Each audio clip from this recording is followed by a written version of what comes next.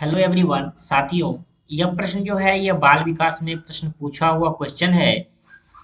एक खेल क्रिया के दौरान चोट लगने पर रोहन रोने लगा। यानी एक खेल हो रहा है और उसमें क्या है, रोहन को चोट लगा तो रोने लगा। यह देखकर उसके पिता ने कहा, लड़कियों की तरह व्यवहार न करो, लड़के रोते नहीं है। पिता का यह कथन क्या दर्शाता है? सबसे पहले आप समझने की कोशिश करेंगे अच्छे से।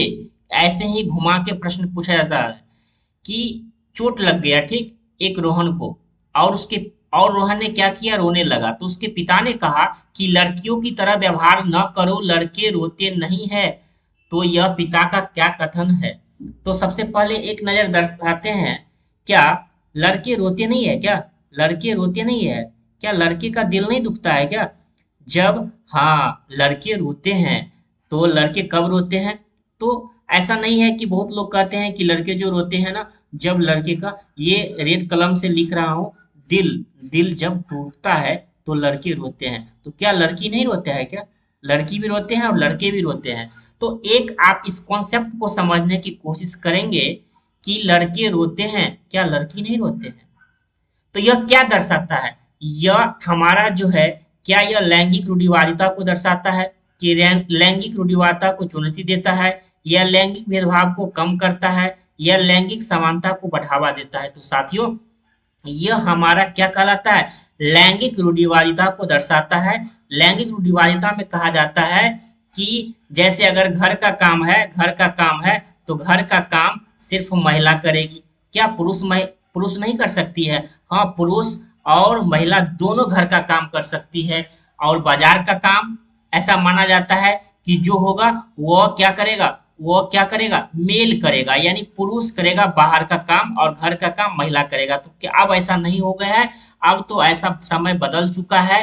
अब हर एक काम लड़की करती है। अब तो पायलट और ट्रेन का जो ड्राइवर होते हैं, अब वो ट्रेन भी लड़की चलाने लगी है। तो यह जो हमारा दर्शाता है, यह जेंडर स्टेरियोटाइप को दर्शाता है, यानी लैंगिक रूढ़िवादिता को दर्शाता है। तो इस प्रकार एक नंबर ऑप्शन आपका सही हो गया। और यहाँ से ऐसे प्रश्न आपको देखने को परीक्षाओं में जरूर देखने को मिलता है।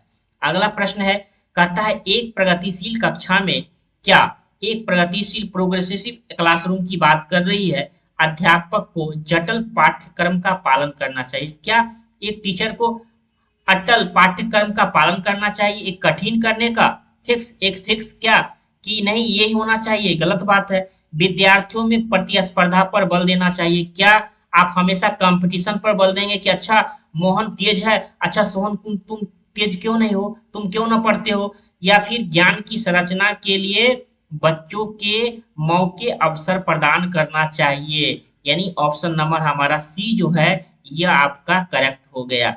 क्यों? बच्चों को संरचना के लिए बच्चों को अधिक से अधिक क्या करना चाहिए? बच्चों को मौके देना चाहिए, बच्चों को अवसर प्रदान करना चाहिए। ये हमारा प्रोग्रेसिव एजुकेशन क्लासरूम को दर्शाता है, यानी ऑप्शन नंबर सी सही हो जाएगा।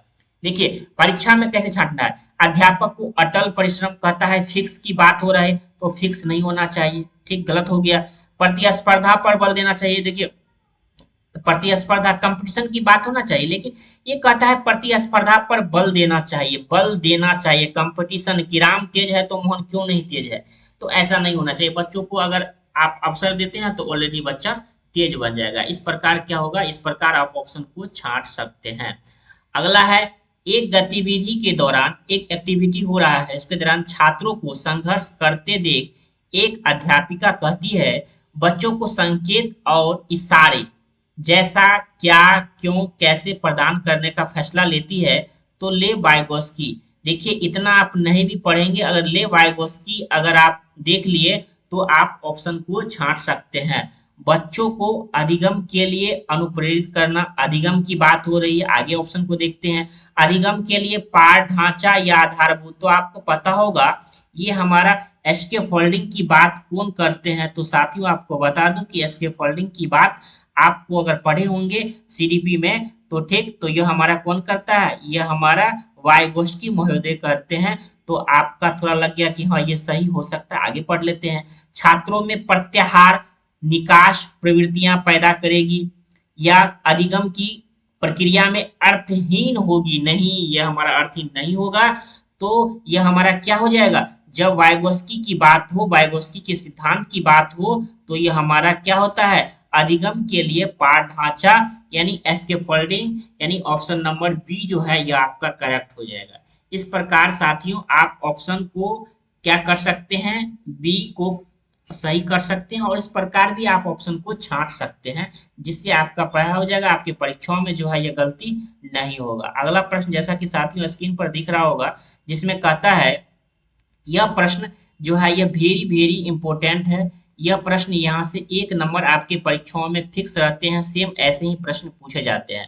कहता है बच्चों के समाजीकरण के संदर्भ में कौन सा कथन सही है, कौन सा सही है और कौन सा गलत है, ऐसे पूछा जाता है। विद्यालय समाजीकरण का द्वितीय कारक है और परिवार समाजीकरण का प्राथमिक कारण है। आगे पढ़ लेते हैं।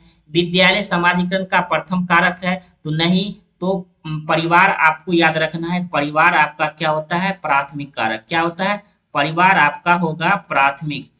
तो इसमें कहता है कि विद्यालय आपका क्या है, प्राथमिक है, तो कट हो गया। आगे समाजीकरण के द्वितीय कारक, ये हमारा कट हो गया क्योंकि विद्यालय को प्राथमिक में ले लिया है। समकक्षी समाजीकरण के प्राथमिक कारक और परिवार जो है समाजीकरण का द्वितीय, तो परिवार आपको क्या हो जाएगा, आपको द्वितीय नहीं या फर्स्ट होना चाहिए, ये भी कट गया। विद्यालय समाजीकरण का पहला, ये भी कट गया।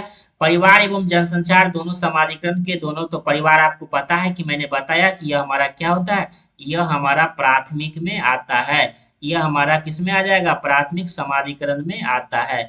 तो इस प्रकार ये भी कट गया और ये भी कट गया। तो बचा क्या, बचा हमारा ऑप्शन ए, जिसमें कहता है विद्यालय समाजीकरण का द्वितीय कारक है और परिवार समाजीकरण का प्रथम कारक है। ऐसे भी आप परीक्षाओं में छांट सकते हैं। लेकिन अच्छा, एक भी जान लेते हैं कि परिवार हमारा प्राथमिक में क्यों आता है। परिवार हमारा प्राथमिक में क्यों आता है, यह प्राथमिक में क्यों आता है, क्योंकि हम पहली शिक्षा जो ग्रहण करते हैं वो हमारा परिवार का होता है, ठीक, और द्वितीय हम कहाँ करते हैं, यह सेकेंडरी हमारा क्या हो जाएगा, द्वितीय हमारा क्या हो जाएगा, यह हमारा विद्यालय हो जाएगा, ठीक, और इस प्रकार मीडिया हो जाएगा। तो हमेशा अगर आप याद रखते हैं कि परिवार हमारा प्राथमिक में होता है और द्वितीय हमारा विद्यालय या फिर अदर होता है, तो ऐसे आपका प्रश्न जो है ये गलती नहीं होगा। तो इस प्रकार आप जो बेसिक कॉन्सेप्ट थे आपने देखा और समझा। आपको ये सेशन कैसा लगा, अगर अच्छा लगा तो इस चैनल के साथ जरूर जुड़ जाइए। अगर आप हमारे साथ जुड़कर तैयारी करना चाहते हैं तो चैनल को सब्सक्राइब जरूर कर दीजिएगा। धन्यवाद।